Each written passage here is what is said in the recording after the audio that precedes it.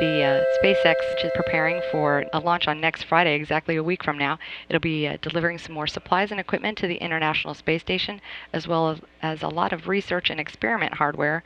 As part of that, it'll be carrying up a special payload for about 12 different student teams for student experiments that'll be performed on the International Space Station. To talk with us a little bit about this special payload is Dr. Jeff Goldstein from the National Center for Earth and Space Science and Education. Thanks for joining us. Thanks for having me. So why don't we start with, if you could just tell us a little bit about this special payload, the Yankee Clipper payload.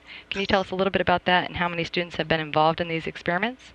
Yeah, that's our 8th flight opportunity to low Earth orbit, and the Yankee Clipper payload is part of Mission 6 to the International Space Station. There are 18 experiments aboard Yankee Clipper, and each experiment represents the culmination of hundreds of students at the local level in a school district or a community, designing microgravity experiments and writing formal research proposals just like professionals.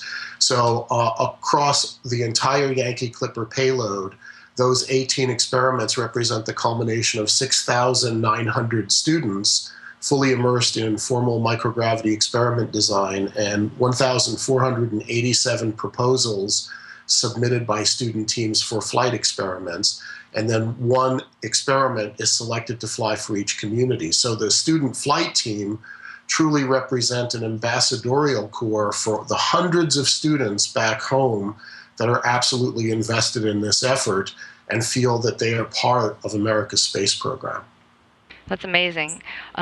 So some of these experiments are, at least some of them are reconstituted experiments that were lost on the recent loss of the orbital Cygnus vehicle. And these teams turned around in less than 2 months to get their experiments reflown on SpaceX. Can you tell us a little bit about that effort? Yeah, well, these teams are designing experiments over a whole range of possible science disciplines. I'm looking down at my spreadsheet here: crystal growth, composting, seed germination, life cycle of microaquatic life, tin whisker growth, food preservation, bacterial studies. I mean, it's a smattering of what we see from the professional community. And on October 28th, we had 130 delegates from the SSEP, the Student Spaceflight Experiments Program communities, at the launch site. We had 42 student researchers, and we were at a public site, Arbuckle Neck Road, which I think is the closest viewing site that's within the safety zone. It's only 1.7 miles away from the launch pad. And the road terminates on the water at Oyster Bay, and looking past the water, you can see the rocket on Pad 0A. And just to give you a sense of what it was like, this was a night launch. The sun was setting. The moon hung very low in the sky. The rocket was awash in spotlights, floodlights. It was a beautiful night. This was the second time we came. We had been there the night before. But that was scrubbed because, if you remember, there was a boat in the restricted zone. And this time we got past a T-minus 12-second hold, and everybody felt that it was going to fly this time around.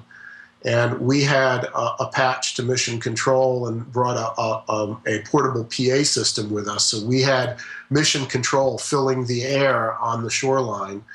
And we all got together and did the 10-second countdown, and you could look at the faces. I took time to look at everybody's face, and you could see a euphoria in both young and old, across generational lines. There was this euphoria and this spirit of exploration in everyone's face. And the rocket ignited, and everybody was cheering, and then it became very clear that something was very wrong. And a few seconds later, there was a massive detonation. 2 seconds after that, the blast wave hit us. And it went from euphoria to despair. And security was incredibly effective. They hustled us out of there very quickly. And many of our teams, we didn't have any time to decompress. They were scattering, and many drove through the night to get back home in the midst of this depression. And this was a national news story. There were media outlets that were waiting for them in the early morning hours. And what we were trying to do on social media is keep their spirits alive and let them understand that, failure is a part of life. Failure happens, and what we do in the face of failure defines who we are. And we didn't know how Mission 6 was going to proceed, but we sort of got a glimpse of this very quickly. Within less than an hour of the accident, Jeff Manber, the managing director of NanoRacks, a launch services provider, called me and said, we are working on how we can remanifest this. And behind the scenes, he was talking with NASA, the space station office. He was talking to folks at the White House. And we were just telling the students, we're trying to figure out how we can make this work, whether it's going to be 6 months, a year. We didn't know what the turnaround time would be. Our hearts went out to NASA and Orbital Sciences.